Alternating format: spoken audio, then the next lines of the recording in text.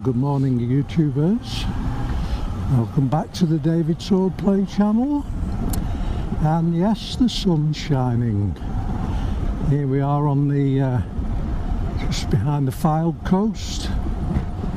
Just been to the Brew and Sprocket, which is a new biker cafe. Well worth a visit. The postcode is FY6 0PJ. If you want to visit it, it's well worth a visit. Do a nice bacon sandwich on a Brioche bun, cup of tea, just what you want. Just out for a little run. Thought I'd do some filming, talk about the bike, because I'm going to do a review shortly, so I thought I'd use this opportunity to talk about stuff I don't like and stuff I do like. The things I don't like, and they're only little things, because overall this bike is exactly what I wanted. It's got a bit of character, it's got adequate power, it's never going to set the world on fire as regards power. It's 67 horsepower, 76 horsepower, I beg your pardon, I'm taking another 10 off it. Got a decent spread of torque, and it's enough. It's all day comfortable, this bike, from touring. We've just come back from France, did about 2,500 miles, and the bike was really comfortable, very pleased. Went through a lot of rain on one day, but it was about the only time we had any rain, and the bike ran perfectly, no electrical issues of any description, so well pleased with that. And it was a good touring machine.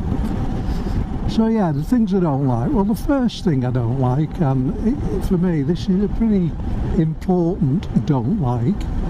Now, the engine cutout button, which is down here,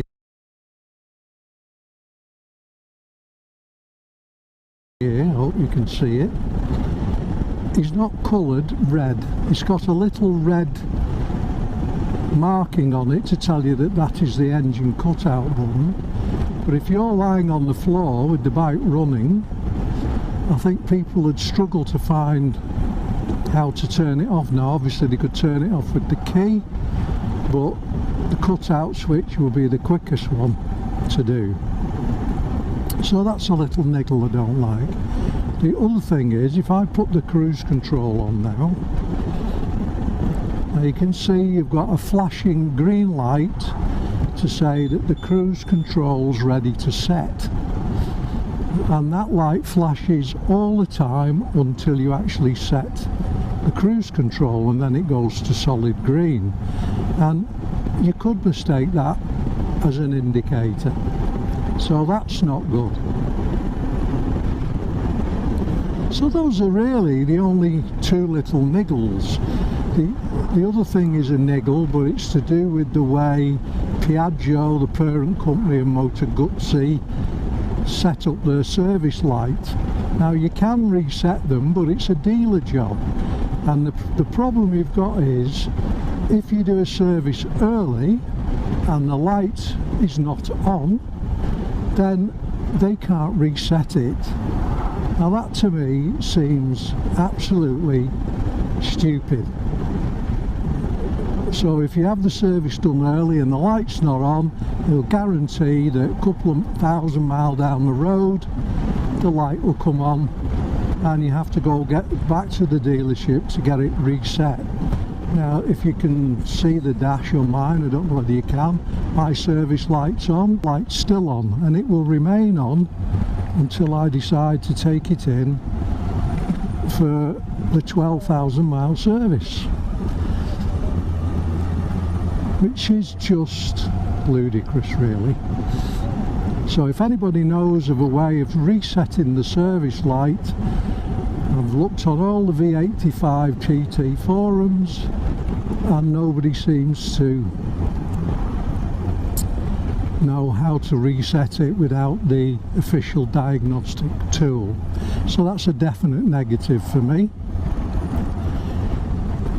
Other than that, I love this bike. It is really, really fun to ride. It's shaft drive, so I've got no chain maintenance to do on it, and it looks nice in this silver and green colour Centenario model. I love the way it rides. I've changed the windscreen to an Air Max touring screen, which works for me. I did have a linear flap on the top of it, but it interferes with camera work, as I recently found out when I got back home and looked at some of the videos I've taken in France, and I must have knocked the camera slightly, and anyway it blocks and it's quite irritating. So apologies for that, off it came. So we're trying a new camera position today. On the side of the helmet again, just to see if that's better perspective. But anyway, nice day, lovely twisty road. The only snag is we have, no we don't, he's just turning off.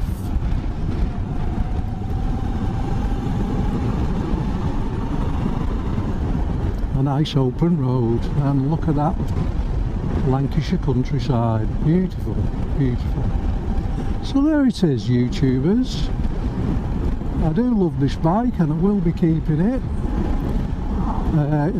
Like I say, I've fitted certain accessories to it.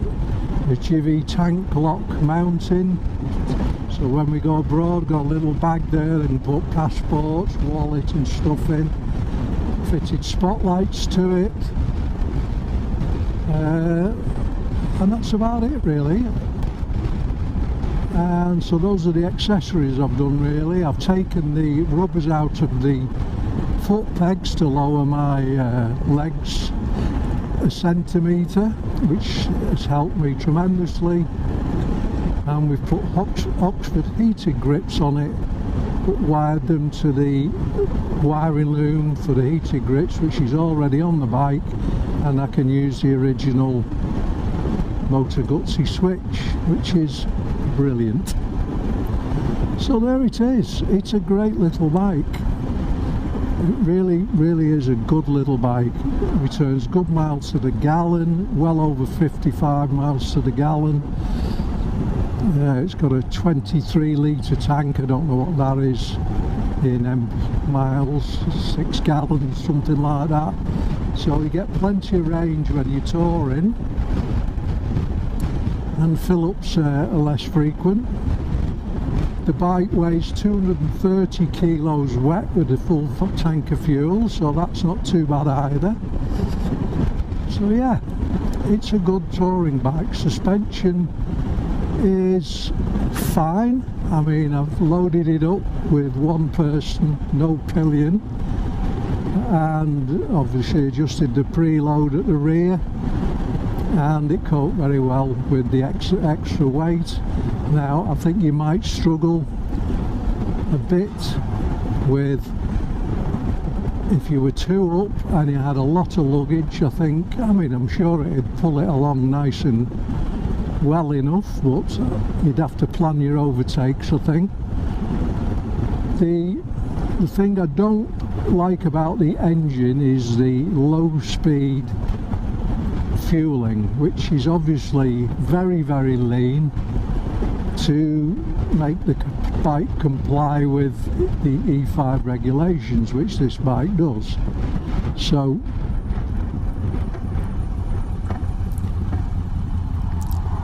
I'm waiting on a Mistral V-twin booster, which apparently tricks the ECU.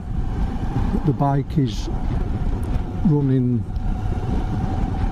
leaner, cooler, and pumps more fuel into the bike.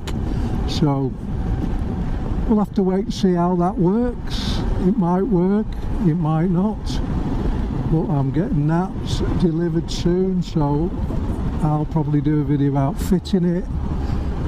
And is it worth the money? It costs about £126 delivered, so we'll have to wait and see what it's like. But yeah, that's the only criticism I've had about the engine.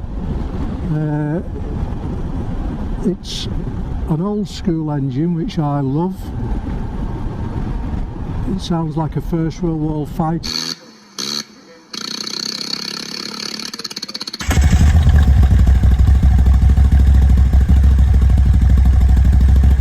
Plane when you fire it up, it's got a bit of a rock to it.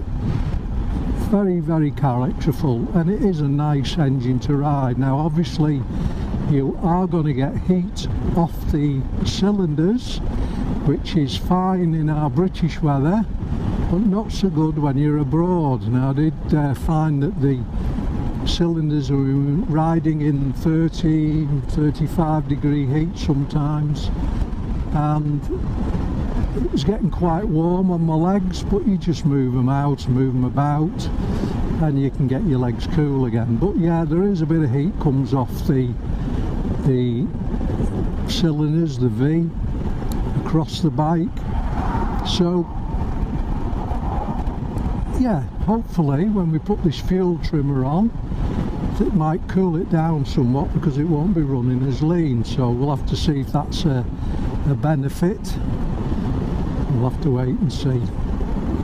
So yeah, all in all, very, very pleased with this V85TT. It does exactly what I want it to do. It's a nice ride, it's fun to ride, you can fling it about when you want to fling it about. I've got a custom map in it set up by myself, so it's got like sport type of throttle response, less traction control, etc, etc, which you can do in a custom mode. It has modes, it's got a road mode, it's got a sport mode, it's got a rain mode, and it's got an off-road mode, which switches the ABS off at the back when you're riding off-road and gives you more, allows you to spin the wheel. So yeah, it is a well-equipped bike. The dashboard is great, if a little small. I like the way you can set it on automatic and it changes to a black dash with white letters at night, which I quite like. It's got a load of lights on it. They went over the top with the lights, especially when you get near the rev limiter, and all the top of the dash lights up like a Formula 1 car with all the lights. But it looks good. So yeah, it's a very, very nice motorcycle. I did have a little ABS leak on the ABS unit, which the dealer fixed in rapid time, which was very helpful to me. So they've got to get praise for that. They did the job, didn't have to wait for parts, and it's been fine ever since. So yeah, Moto Guzzi V85TT Centenario gets a thumbs up from me, and I will be keeping this bike. Now the wife will say, yes, you say that with every bike, but this one really suits me, so I'm going to hang on to it for a while. So thanks for watching the review. I hope it's helpful to you. As I say, it's a great little bike. If you're considering you want a touring bike that's a bit upright, that can carry luggage, that's shaft drive.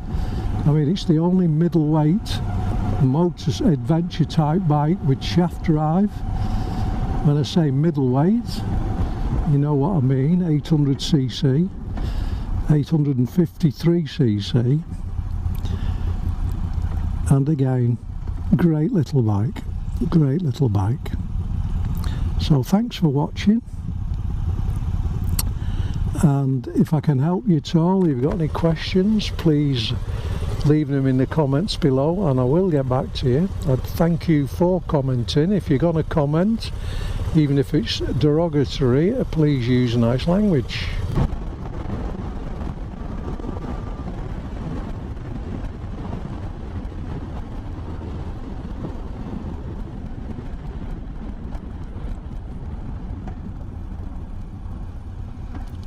Came round the corner, nearly got a mouthful of tractor.